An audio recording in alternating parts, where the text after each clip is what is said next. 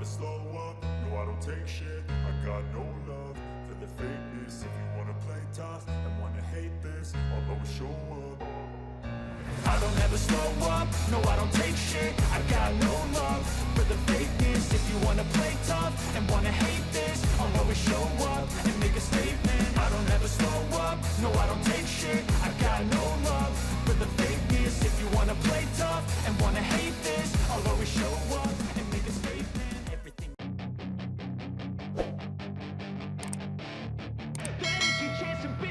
Pembalap Ducati, Jack Miller, turut menyoroti situasi sulit Honda yang acap kali dianggap sangat bergantung kepada Marc Marquez.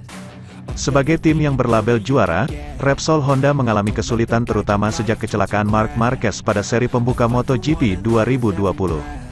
Sejak saat itu, Honda tak kuasa menjalani kerasnya persaingan di kelas utama MotoGP dengan pembalap yang ada baik di tim pabrikan dan satelit. Meski Marc Marquez meraih kemenangan pada musim 2021, Honda dinilai masih belum mampu keluar dari masa sulit. Tidak sedikit pihak yang menilai bahwa ketergantungan pabrikan asal Tokyo Jepang itu terhadap Baby Alien menciptakan problem yang besar. Pengembangan RC213V yang selalu berpusat kepada Marc Marquez membuat pembalap lain tak bisa optimal sebagai pelapis untuk mempersembahkan hasil manis. Masalah berlanjut pada MotoGP 2022, di mana performa motor Honda RC213V masih jauh dari harapan. Tak ayal, performa Honda yang hancur lebur musim ini turut mengundang keprihatinan dari pembalap Ducati Jack Miller. Jack Miller dibuat geleng-geleng dengan situasi Honda di mana mereka bahkan harus memakai swingarm dari vendor lain. Alih-alih memakai perangkat karbon buatan sendiri, Honda menggunakan swingarm keluaran Kalex yang membuat Marc Marquez tak optimal pada GP Thailand. Sulit saya mengerti, contohnya, Honda menggunakan swingarm Kalex, kata Jack Miller, dilansir bolasport.com dari laman Motosan. Apakah Honda Racing Corporation harus memakai vendor dari luar untuk membuat swingarm? Itu tidak masuk akal, imbuhnya. Langkah tersebut dianggap sebagai langkah yang tidak masuk akal lantaran Honda adalah tim besar di pentas balap motor dunia. Kita bicara tentang Honda, pabrikan motor terbesar di dunia, saya bahkan tidak tahu berapa titel yang sudah mereka kumpulkan, kata Jack Miller. Dengan memakai swingarm dari Kalex ini, Jack Miller menilai masa gelap Honda yang berjalan dalam 2 tahun ini belum berakhir. Itu menunjukkan kalau Honda sangat hilang arah sejak Marc Marquez cedera, ucap Jack Miller menjelaskan.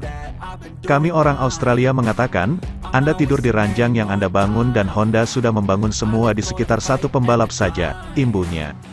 Sementara itu, Direktur Motorsport KTM, Pete Beirer, menjanjikan senjata mumpuni untuk para pembalapnya yang akan digunakan dalam MotoGP 2023. Setelah kehilangan konsesi, KTM mengalami kemunduran.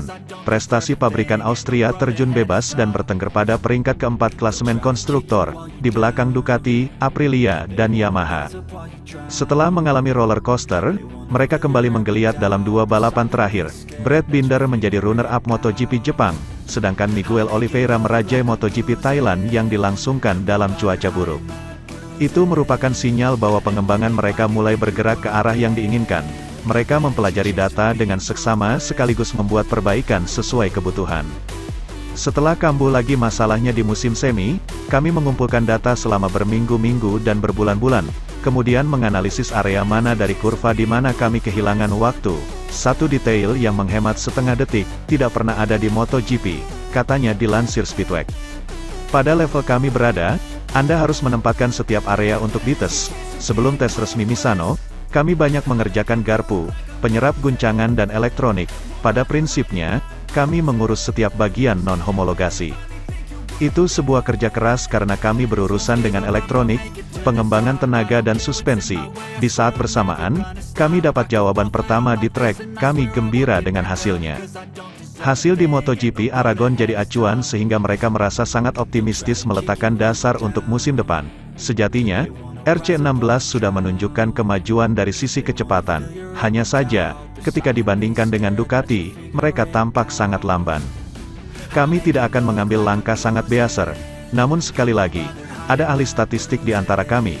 Kami melihat dari dekat GP Aragon, kami melakoni 2 balapan di sana sebelum ini. Dari lomba pertama pada 2020 hingga 2021, kami lebih kencang 10 detik, Beirer mengungkapkan.